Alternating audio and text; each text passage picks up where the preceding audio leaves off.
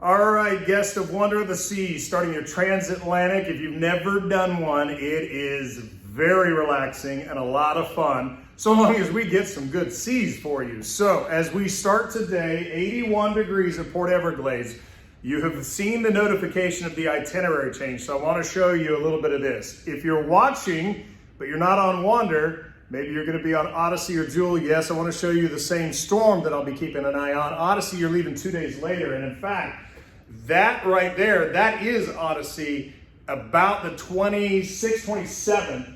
So a couple days after you leave, or a few days after you leave. So I'm already working with Captain Sindre on Odyssey today to drop that route a little more south.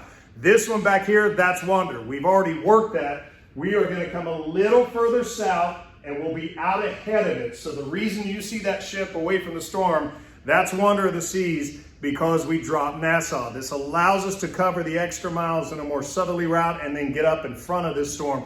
Because the reason we're doing this, and we'll make a slight adjustment likely to Odyssey 2 so you're comfortable and have a much better crossing, is the reason for this is this storm, not only is it diving south, but it's expanding. So this is a look at it before it really ever gets into the area of concern on the 25th.